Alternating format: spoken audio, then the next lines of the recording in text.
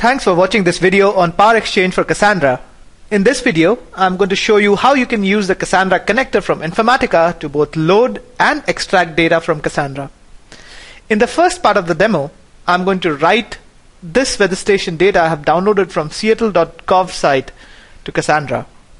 First, I'm going to use the Cassandra SQL shell to create a new key space called demo, into which I'm going to write all the data in.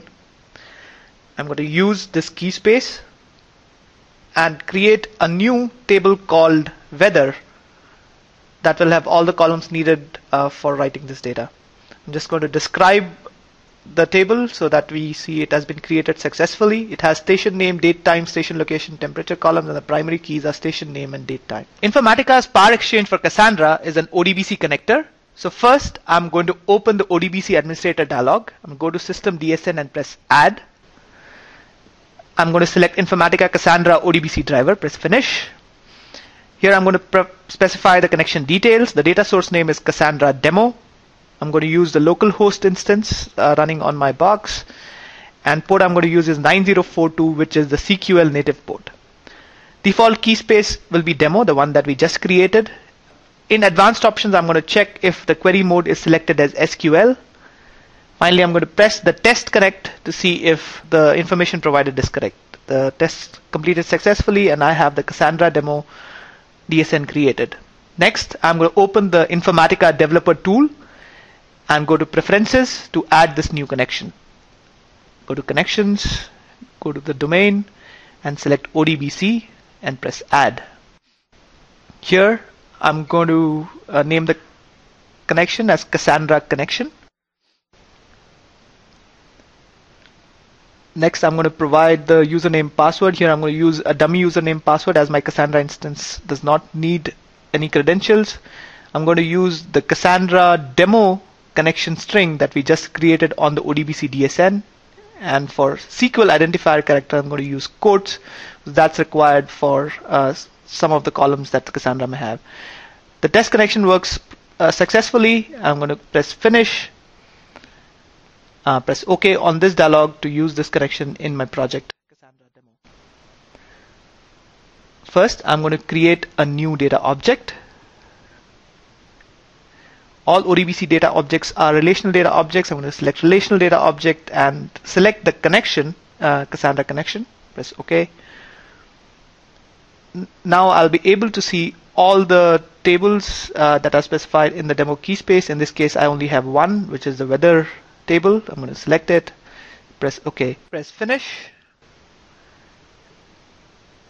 And the weather table from Cassandra is now imported into the developer tool. You can see all the columns like station name, date time, station location, and temperature have been imported. In the next step, I'm going to create a new mapping that will write data to this Cassandra table. I'm going to call this mapping weather info write. Press Finish.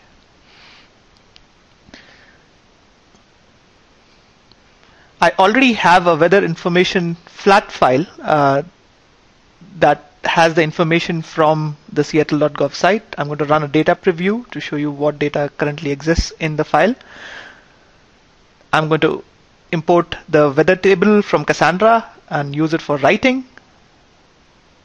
I'm going to link the ports between the flat file and the Cassandra table. Press Apply. The tables, the ports are now connected. And when I run this mapping, the data from this file, the CSV file, is now written into the Cassandra table. I can go back into the SQL shell and run the select command on the weather table to verify whether the data is written. As you can see, now all the data has been written into the Cassandra table. Next, I'm going to show you how you can read the data back from Cassandra from the same table and write it to any target of your choice, be it a relational database, data warehouse. And in this case, I'm going to use a flat file, a CSV file called Cassandra output. And I'm going to write the data back from the weather table into this file. First, I'm going to open this Cassandra output file in the developer tool. I'm going to copy the path where I want to write this file into, and I'm going to provide the parameter name, the output file directory, and then I'm going to change the name of the file to Cassandra output.csv.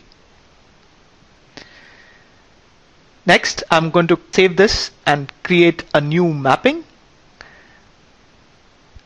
I'll call this weather info read.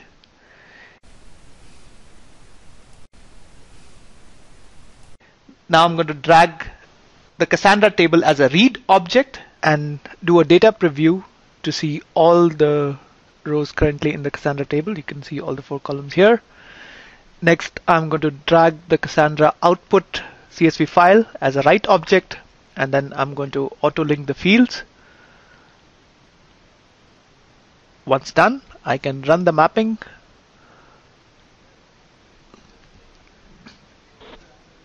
And check the file. I can see the Cassandra output.csv file is created. Opening it, we can see all the data for the weather stations are now in. So in this demo, we have shown you how you can use the PowerExchange for Cassandra connector to both read and write data from Cassandra. Thanks for watching.